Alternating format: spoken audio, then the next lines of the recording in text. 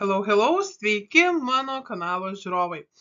Ir šį kartą, kaip matote iš video, kaip matėte iš paveikslėlio video, šį kartą mūsų video šiek tiek kitoks, truputėlį šventinis, todėl kad būtent šiandien aš jau iš tiesų kuris laikas kaip ir numačiau ir laukiau, galvojau, kad tai galbūt nutiks anksčiau ar vėliau, bet iš tiesų kaip tik šį rytą radau ryte 5555 prenumeratorius.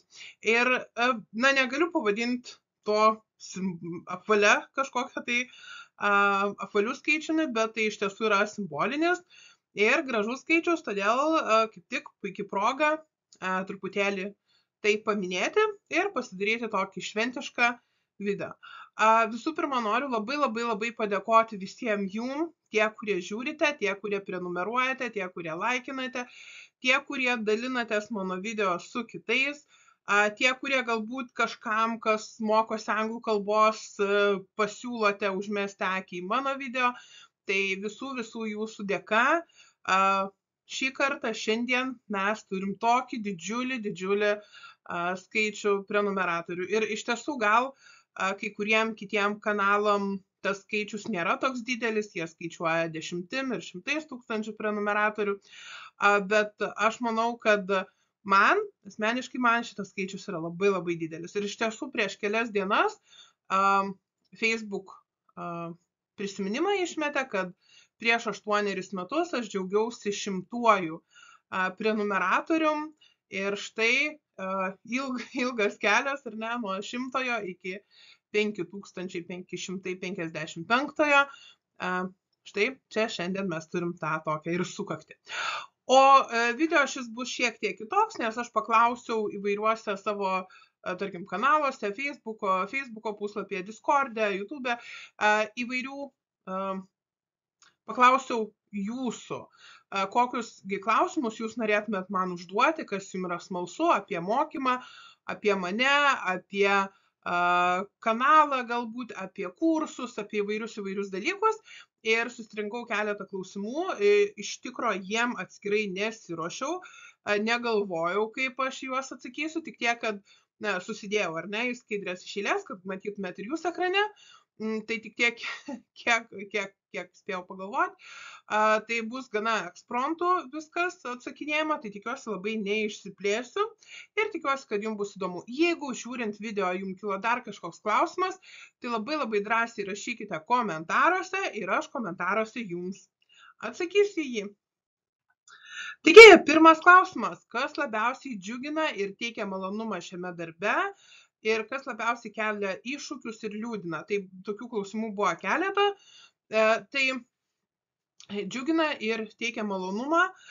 Tikriausiai, kai matau, kad mano mokiniams sekasi, kai matau, kad jie pasiekia sėkmę, kai matau, kad jiem kažkas tai pavyksta, jie vėlgi, ar ne, kadangi tai yra mano pagrindinis darbas yra kursai ir darbas su suaugusiais, mokant juos anglų kalbos, tai labai džiugina iš tiesų pasiekimai mano mokinių. Ne? Tai yra didžiausias dalykas, didžiausias malonumas, kai tu matai, kad tavo darbas daro įtaką kažkam ir tas kažkas pasiekia savo tikslų. Ne? Tai va toksai perėjimas. Kas labiausiai kelia iššūkius ir liūdina, tai jeigu džiugina sėkmės, tai liūdina iš tiesų nesėkmės. Ir kartais pasitaiko situacijų, kai žmonės dėl įvairiausių tiek savo gyvenimo kažkokių tai situacijų, tiek praradę motivaciją arba praradę kantrybę, tarkim, ar ne, kai nustoja mokytis, tai iš tiesų liūdina. Ypač jeigu matai žmogų, kuris stengiasi ir kuriam visai neblogai sekėsi, bet va dėl kažkokių gyvenimo aplinkybių, darbo aplinkybių, sveikatos problemų, šeimos situacijos žmogus turi nustoti mokytis, nors turėjo tikrai puikų potencialą tai daryti. Tai labiausiai liūdina. Kaip manai, kaip pasikeis tavo darbas ateityje po kokių 10 metų? Aš manau, kad iš esmės tai labai daug kas nepasikeis, nes jeigu mes paimtumėm 10 metų atgal, tai realiai mano darbas, kadangi kursai prasidėjo, jei neklystų, 13 metais, tai va praktiškai jau ar ne 12 metai, daugiau nei 10. Tai žinoma, kažkas po truputėlį keičiasi, kažkas po truputėlį tobulėja, mes iš vienos platformos keliaujame į kitą, mes vietoj vienų mokymosi priemonių naudojame galbūt kitas pažangesnės mokymosi priemonės, bet aš manau, kad po 10 metų lygiai taip pat žmonėms bus reikalinga užsienio kalba, nepaisant to, kad mes turime įvairius vertėjus, mes turim dirbtinį intelektą, mes galim pasitelkti tą tokį funkcinį ar ne dalyką ir panaudoti, jeigu labai reikia ar ne. Bet užsienio kalbos mokėjimas tai yra vienas iš įgūdžių, kuris bus vis tiek reikalingas, nes mes vis tiek suprantame dalykus ir mes suprantame kalbą ir mes suprantame komunikaciją, galbūt truputėlį kitaip nei įvairios technologinės priemonės, tai aš manau, kad mokėjimas kalbos kaip įgūdžio yra labai didelis pliusas. Ir aš manau, kad ateityje taip pat po 10 metų žmonės norės mokytis, bus žmonių, kurie galbūt atras ir žinoma, bet be abejo bus didesnė pasiūla įvairių įrankių ir priemonių ir metodų ir technologijų susijusių su vis išmanesniais ar ne, dalykais, bet aš manau, kad nišą visame tame ras. Taip pat ir toksai jau šiais laikais, tarkim, tradicinis mokymasis su mokytoju, kuris tarsi pastumia truputėlį ten, kur reikia, nukreipia ten, kur reikia, pataria, nuveda ar ne ir taip toliau. O žinoma, bus šiek tiek lengviau, kadangi bus daug įvairiausių priemonių, kurias galime naudoti. Kas paskatino tapti anglų kalbos mokytoja? Kai būna kokie nors klausimai ar ne mokytojams, tai labai dažnai būna šitas, kodėl jūs esate anglų mokytoja. Iš tiesų istorija nėra jokia su didelė kažkokia pašaukimo istorija ar ne. Tiesiog aš rinkausi tarp kelių specialybių ir tuo metu baigus 12 klasių, aš mokiausi labai neblogai, iš tiesų ir matematiką, ir istoriją, ir anglų kalbą. Ir aš tuo metu galvojau tiesiog apie kažkokį tai darbą, kurį aš galėsiu dirbti nemonotoniškai. Ne? Aš galvojau, kad jeigu aš baigsiu anglų kalbą, tai galbūt aš būsiu mokytoja, jeigu man atsibos būti mokytoja, aš galbūt galėsiu dirbti vertėja, jeigu man atsibos dirbti vertėja, galbūt aš galėsiu išversti knygą kažkokią arba straipsnius kažkokius. Žodžiu, į anglų kalbos mokytojo darbą aš kažkaip žiūrėjau iš tos perspektyvos, kad jis turėtų būti nenuobodus, nes aš galėsiu, jeigu ką, pasikoreguoti, ką aš noriu dirbti. Ir iš tiesų teko dirbti ir vertėjaujant sinchroniškai, bekalbant ir vertėja verčiant įvairiausius raštu dokumentus ir straipsnius ir taip pat anglų kalbos mokytoja. Bet dabar iš šios perspektyvos ar nežiūrint, mokytojo darbas nėra nuobodus ir nėra monotoniškas. Ir jeigu dabar reikėtų rinktis, tai iš tiesų galėčiau pasakyti, kad buvimas mokytoja yra daug įdomiau, man, vėlgi, nenoriu apibendrinti, man įdomiau negu buvimas, pavyzdžiui, vertėja. Ne? Tai yra įdomesnis darbas. Kokį patarimą duotumėt kažkam, kas nori tapti anglų kalbos mokytoju? Mano patarimas būtų toks, kad bet tai nėra vien tik anglų kalbos mokytojam, galbūt tai yra mokytojam iš esmės, kad sutelkti savo energiją į tuos, kurie nori mokytis, pabandyti tą norą pažadinti ir tuose, kurie nenori tuo metu, tarkim, mokytis, bet kažkaip, kai žmogus pradeda dirbti mokytoju, ir aš atsimenu save, ir aš atsimenu ir kai kuriuos irgi kolegas, pradėjus dirbti mokytoju, turi tokį įsivaizdavimą, kad dabar imsiu ir visus tuoj visko ir išmokysiu.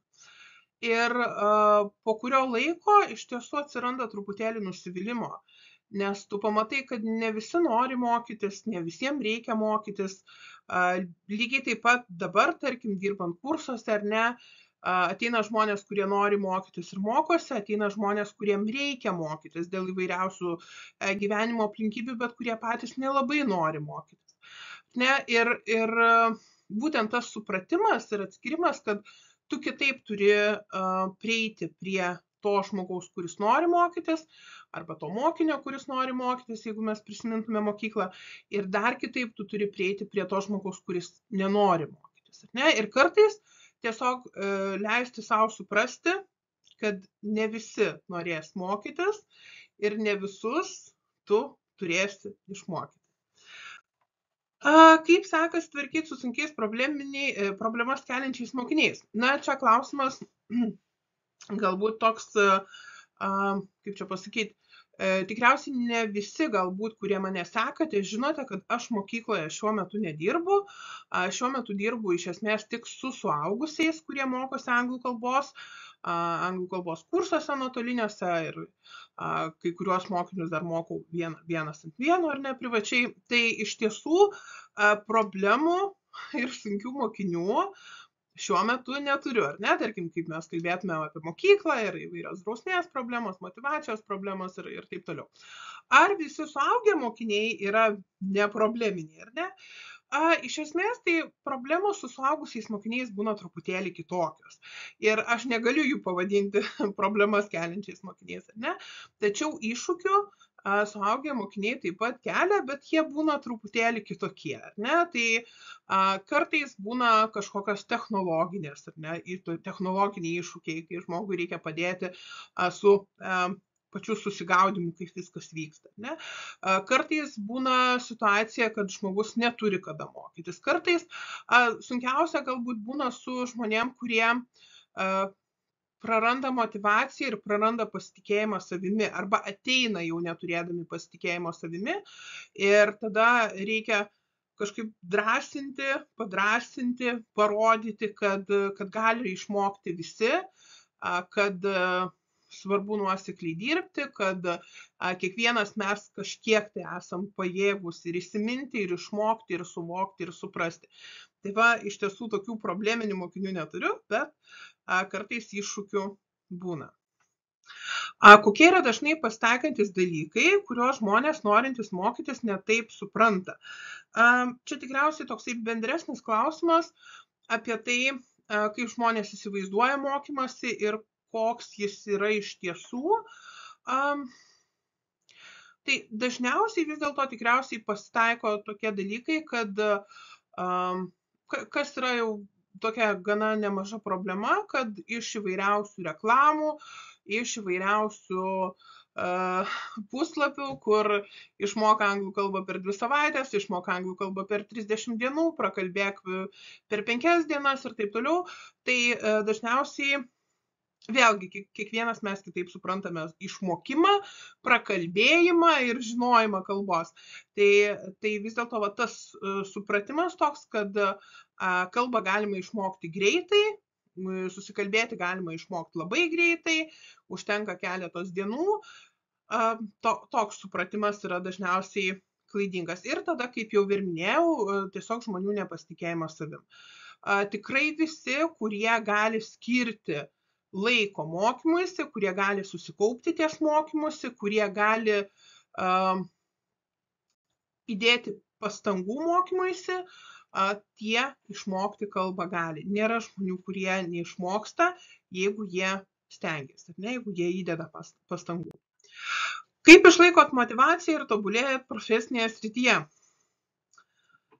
Sudėtingas klausimas. Tikriausiai tobulėjimas profesinėje srityje yra, dabar galvoju, sudėtingas dalykas. Iš tiesų tai padeda smalsumas, aš esu labai smalsus žmogus iš prigimties, man labai yra smalsu įvairūs dalykai ir ir aš labai mėgstu sužinoti naujus dalykus, ar ne? Tai va, tarkim, kažkokios tai informacijos ieškojimas, kažkokių naujų dalykų, naujų metodų, naujų priemonių atradimas man iš esmės yra smalsu. Tačiau tuo pačiu yra dar kitas dalykas, kad tai yra ne vien tik profesiniai srityje tobulėjimas, nes mano tas smalsumas jis apima daugiau dalykų. Ir kartais būna, kad norisi sužinoti ir pasiskaityti ir pasidomėti kažkokiais kitais dalykais, kurie nėra iš tikrųjų tiesiogiai susiję su profesija. Nors žinoma, visada nepaisant to, apie ką mes mokomės, nepaisant to, ko mes mokomės, tai aš esu toksai žmogus, kuris gali gauti, tarkim, įkvėpimą arba motivaciją iš visiškai skirtingų dalykų, ar ne? Paskaičius kažkokį tai straipsnį, net nesusijusi su anglų kalba, aš galiu gauti kažkokią tai mintį, kažkokią tai idėją, kažkokį tai dalyką, kurį aš norėsiu, pavyzdžiui, išbandyti ar įgyvendinti savo profesiniai veikloj. Kaip suderinat mokymą su asmeniniu gyvenimu, ar darbas atima daug laiko, ar lieka laiko laisvalaikiui ir savo? Ne? Kaip suderinat mokymą su asmeniniu gyvenimu? Nederinu, neturiu asmeninio gyvenimo. Juokauju. Tai iš tiesų darbas atima gana daug laiko ir aš esu radusi kažkur, dabar nepamenu, kas apie tai šnekėjo ar ne, ir kai yra aktualu kalbėti apie išlaikymą darbo ir asmeninio gyvenimo balansą, ar ne, bet taip pat yra žmonių, kuriem darbas atneša kažkokio tai pozityvo, pasimėgavimo, kurie mėgaujasi darbu, kurie mėgsta darbą, kurie darbe jaučiasi gerai ir gal dabar jau čia reikėtų kalbėti apie buvimą darboholiku, bet iš tiesų darbas užima didesnę mano gyvenimo dalį ir man tai patinka, ar ne? Ir žinoma, lieka laiks nuo laiko, lieka laiko ir laisvalaikiui, kadangi iš esmės tai yra taip, kad kursai yra sudėlioti taip, kad mes 3 mėnesius mokomės ir mėnuo būna apylaisvis, tuo metu tik tai kartais atsiunčia darbus skolininkai, arba būna viena kita pamoka, arba kažkokios tai veiklos, kai aš turiu pradėti galvoti apie naują kursų sesijos reklamą, bet iš esmės tai būna apylaisvis mėnuo. Tai būtent tada aš turiu daugiau laiko laisvalaikiui, turiu daugiau laiko skaitimui, piešimui, mezgimui, serialų žiūrėjimui ir taip toliau. Kitas dalykas, kad palyginus daug mano darbų, kuriuos aš darau, jie ne visi reikalauja tokio susidelkimo ir kartais kai kuriuos darbus, lentelių darymas, pratimų dėliojimas ir kažkokių užduočių maketavimas, tai šitie dalykai jie nebūtinai yra daromi, kaip čia pasakyti, sutelkus 100% vien į šitą užduotį, ar ne? Tai tuo pačiu metu aš visiškai galiu klausyti kažkokio tai podcast'o, ką aš labai labai mėgstu, žiūrėti kažkokį YouTube video apie kažkokius istorinius dalykus, kas man labai patinka. Tai iš esmės kartais aš tiesiog multitaskinu, žinau, kad nėra labai gerai, bet man lyg tai visai neblogai gaunasi. Tai va, tai laisvalaikis ir laikas savo būtent įsiterpia į visus darbus ir taip ir einasi. Kokia yra geriausia mokymosi strategija ar metodas, su kuriuo esate susidūrusi? Aš negaliu išskirti vieno metodo, kaip kažkokios panacėjos, arba aš negaliu išskirti vieno metodo, kuris būtų puikus, nuostabus visiems, nes labai visi yra skirtingi. Ir tai, kas tinka vienam, visiškai netinka kitam. Ir tai, kur vienas žmogus gali pasiekti labai labai gerų rezultatų, gali neatnešti gero rezultato kažkam kitam. Ne, mes esam labai skirtingi, mes turim išbandyti vieną kitą metodą patys ir surasti, kas mums labiausiai geriausiai veikia, kas mums patinka, kas mums yra įdomu, kas mums sekasi. Bet šitoje vietoje aš tikriausiai turėčiau išskirti tokį dalyką, kaip požiūris į mokymąsi ir požiūris kaip ta prasme santykis su mokymuose ir požiūris su mokymuose, ar ne? Kad mes visų pirma besimokydami, mes turim suprasti, kad tai turi būti daroma nuosekliai ir mes turim įdėti pastangų, kad gauti rezultatą. Va šitie du dalykai, nuoseklumas ir įdėjimas pastangų, tai yra patys pagrindiniai dalykai, nesvarbu, kokį tu metodą taikysi. Tu gali bandyti vieną metodą, jeigu nebus nuoseklumo ir įdėjimo, ar ne, kažkokios tai veiklos, pastangų, tai gali būti stebuklingiausias metodas, bet jis neveiks. Ar ne? Tai va toksai apėjimas, truputėlį išsisukimas iš klausimo, ar ne, kad geriausiai veikia nuoseklumas ir pastangos, nesvarbu, koks metodas tai yra. Kaip atrodo jūsų diena, kada jums labiausiai patinka dirbti ir kokios veiklos sunaudoja daugiausiai laiko? Aš iš esmės dirbu kaip laisvadarbis, freelanceris, ne, pati savo kaip direktorė ir darbuotoja ir visa kita. Tai mano darbas yra labai įvairus ir kaip minėjau, kartais būna laikotarpiai, kai aš tiesiog daugiau laiko skiriu kursams ir tada yra kursų veiklos, užduočių ruošimas, užduočių taisymas, kurias mokiniai man atsiunčia, savaitgaliais būna video filmavimas, apžvalgos filmavimas, gramatikos filmavimas, YouTube video darimas ir taip toliau. Tai būna tokie dalykai. Jeigu mes kalbam apie atostogų tą laikotarpį, kaip minėjau, kai kursai atostogauja, tai tada daugiau dėmesio skiriu socialiniai medijai, truputėlį reklamai, truputėlį pasidomiu savišvietai ir taip toliau. Tai nusakyti vieną kažkokią labai konkrečią dieną yra gana sudėtinga. Anksčiau aš, įprastai ir ne kursų metu, tai yra tiesiog daug taisymų, daug susirašinėjimo su mokiniais, daug įvairiausių veiklų ir tokio bendravimo, nors ir netiesioginio su mokiniais. Tai anksčiau aš kažkaip visą laiką galvodavau, kad aš esu vakarinis žmogus ir vakarais man labiau sekasi dirbti, bet pastaruoju metu esu atradusi, kad vis dėlto rytais taisydama darbus padarau tai vos ne dvigubai greičiau. Tai va rytais įprastai atsikeliu po visos rytinės rutinos ir kavos, imu taisyti darbus, tai kas būna atsiųsta iš vakar. Po darbų taisymo keliauju prie tų veiklų, kurios yra suplanuotos tai dienai, galbūt tai yra vėlgi kažkas tai susijęs su socialinė medija, galbūt tai yra kažkokių medžiagos ruošimas ateičiai ar ne, kadangi stengiuosi iš anksto pasiruošti daug medžiagos, tarkim, tiek pačiam postinimui, ar ne, Facebook'e arba Instagram'e ir tiesiog pasiruošimas ten tų paveiksliukų arba kažkokių lentelių arba kažkokių įrašų.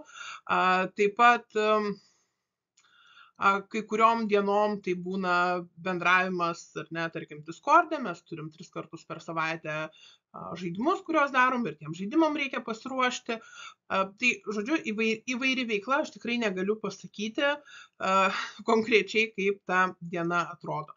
O daugiausiai sunaudoju laiko, tai iš esmės užduočių ruošimas ir taisymai. Bet tai yra labai iš dalies įdomus dalykas, nes taip tu bendrauji su savo mokiniais, komunikuoji, pradedi pažinti ar ne, ypač patinka, kai būna rašymo arba kalbėjimo užduotis, kai kiekvienas apie save kažką tai rašo, kažką tai pasakoja, tada tu pradedi pažinti kiekvieną mokinį vis labiau ir labiau ir tai būna labai įdomu. Keliaujame toliau, kokie jūsų hobiai, kaip leidžiate laisvalaikį be mokymo. Aš nežinau, ar galima būtų pavadinti, nes aš manau, kad hobis tai yra kažkas tokio rimtesnio negu šiaip laisvalaikis, ar ne, ir tu turi būti žmogus, kuris kažkuo labai užsiema ir tai yra tas pagrindinis dalykas, kuriam žmogus leidžia visą savo laiką. Tai aš tokio vieno konkretaus labai hobio tikriausiai neturiu. Aš mėgstu veikti įvairius dalykus ir kartais man viena veikla arba kita veikla tampa tokia dominuojanti galbūt. Aš mėgstu žaisti kompiuterinius žaidimus, aš mėgstu piešti, aš mėgstu kartais megzti, aš mėgstu domėtis istorija ir įvairiomis kultūromis. tikriausiai tai būtų mano laisvalaikis. Aš mėgstu įvairius podcastus, kurie yra susijęs su irgi istorija arba kažkokiais įdomiais žmonėmis, iš kurių aš gaunu kažkokio įkvėpimo savo įvairiom veiklom. Tai va, tokie dalykai. Ar aš galėčiau juos pavadinti hobiu? Nelabai, nes jų yra per daug, kad galėtų būti vienas kažkoks tai toks pagrindinis. Dažnas klausimas, kokia jūsų mėgstamiausia knyga, filmas ir kokią muziką mėgstate. Apie knygą yra gana sudėtinga atsakyti, nes per gyvenimą mes skaitom labai daug knygų ir yra kiekvienam gyvenimo etape mes tikriausiai turim kažkokią, kuri mums labai imponuoja, patinka ir kažko suteikia, ar ne? Bet jeigu reikėtų išskirti, ir dabar galvoju, ir filmas, ir knyga, kad nesugalvoju tų pačių. Iš esmės, tai mano mėgstamiausia knyga tikriausiai būtų Sapkovskio Raganius. Aš esu visiškai tos serijos fanė knygų ir tikriausiai tai būtų mano mėgstamiausia knyga, nors per gyvenimą buvo be abejo daug įvairiausių knygų, kurios man patiko ir paliko labai didelį įspūdį, bet Raganius tikriausiai būtų tas dalykas, ką aš galėčiau skaityti vėl ir vėl ir vėl. Antroje vietoje galbūt būtų ta knyga, kurią aš paminėsiu kaip filmą, tai yra Bado žaidynės. Nežinau, galbūt esmė ta, kad tuo metu aš atsiradęs tas young adult, ar ne, žanras, distopijos, utopijos ir kiti dalykai, man labai paliko didelį įspūdį, aš labai mėgstu tokio žanro labiau knygas negu filmus, bet filmus taip pat. Ir tiek Bado žaidynės, tiek Divergentė, tiek kai kurios kitos knygos būtent iš tos serijos, tiek vėlgi apie filmus kalbant, ir Black Mirror, ir Nuostabus pasaulis ir daug įvairiausių dalykų, kurie yra būtent susijęs su distopija, su utopija ir kitokiais dalykais. Tai man patinka. Ir jeigu reikėtų išskirti, tai tikriausiai būtų Bado žaidynės, kurį aš galiu žiūrėti iš naujo. Ir lygiai taip pat ir su knyga galiu skaityti iš naujo. Ir vėlgi tikriausiai dar turėčiau paminėti ir Harry Potterį, kurio fanė aš esu ir vėlgi. Ir filmai, ir knygos yra tai, ką aš mėgstu. Kalbant apie muziką, tai aš negaliu taip konkrečiai pasakyti, nes muzikos aš neklausau labai daug. Muziką dažniausiai aš klausau vairuodama. Namuose dažniausiai aš klausau podcastų arba kažkokių tai istorinių pasakojimų, video ir panašiai. Tai muziką dažniausiai aš klausau tokią, kokią groja radijo stotis, ar aš turiu savo mėgstamų dainininkų ar grupių. Man patinka klasikinis rokas, glam rokas, tiesiog kažkokia tai to laikotarpio muzika, bet kažko tai labai konkrečiai aš tikrai neišskirsiu. Nors tikriausiai dabar nufilmavus video, po to aš pagalvosiu, kad tik tai tikrai galėjo būti mano mėgstamiausia muzika.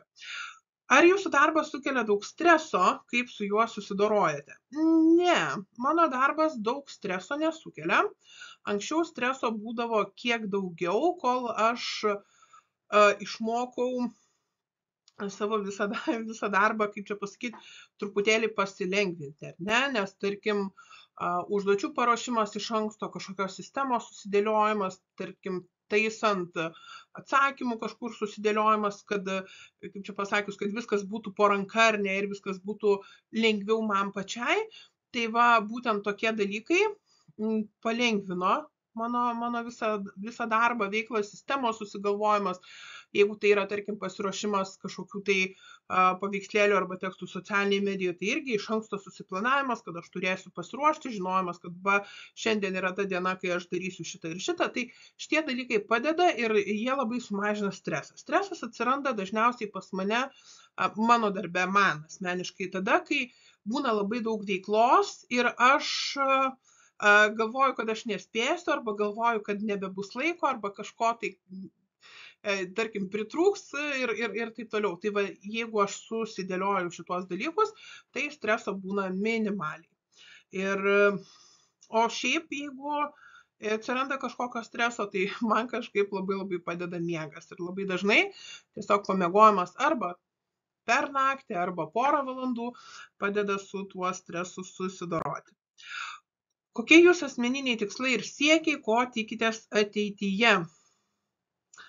Vėlgi, aš nesu toks žmogus, kuris labai daug turi, kaip čia pasakyti, nesu toks žmogus, kuris turi kažkokį labai konkretų planą ateičiai. Aš turiu vieną ar kitą svajonę, aš galvoju apie vieną arba kitą veiklą. Šiek tiek norėčiau dar išbandyti studijas, nes bandžiau studijas Lietuvos universitetuose, tai norėtųsi pabandyti studijas užsienio universitetuose. Tai yra vienas iš dalykų, kuris yra tarsi padėtas truputėlį ant lentynėlės, bet jis ten yra ir aš prie jo noriu sugrįžti. Bet iš esmės tai tiesiog man labai patinka ta veikla, ką aš darau. Kalbant apie, ar ne, šiandienos YouTube'o apvalų gražų skaičių, ar ne, aš norėčiau, kad augtų mano YouTube'o kanalas, aš norėčiau, kad mano kursuose atsirastų dar daugiau mokinių, kuriuos aš galėčiau pamokyti anglų kalbos, aš norėčiau, kad žmonės tuo domėtųsi ir iš esmės tai toks yra mano siekis.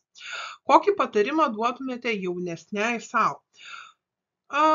Tikriausiai tokį, kokį galėčiau duoti ir kitiem. Jeigu jūs abejojate, jeigu jūs galvojate, ar reikėtų užsiimti kažkokią veiklą, jeigu jūs galvojate, ar išbandyti kažką, tai aš būtent ir savo pačiai, kuri irgi galvoja, kuri dirbo mokykloje ir galvoja, kad oi, kaip reikėtų pabandyti kažką kitokio, kažką kitaip, kažką pradėti savo, tai aš tik tai palinkėčiau ir duočiau savo patarimą, kad nebijoti ir tai pabandyti dar anksčiau.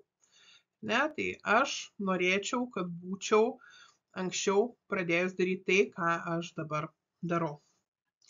Taigi, tiek jūsų klausimų, labai ačiū, kad uždavėt juos, kad teiravotės, kad domėjotės. Ačiū dar kartelį jums už tai, kad jūsų yra tiek daug ir kad minim šią gražią 5-tukų ir sukakti. Žiūrėsim, kada bus kita sukaktis, ar ne, galbūt visi 6-tukai. O dabar linkiu jums gero savaitgalio. Ačiū, kad mane žiūrite. Jeigu dar neprenumeruojat, paspauskite prenumeruoti, nepraleiskite naujų video. O jeigu video buvo jums įdomus, paspauskite nykštį į viršų. Jeigu turit kokių klausimų, labai drąsiai rašykite komentaruose ir aš juos atsakysiu. Thank you. Bye bye.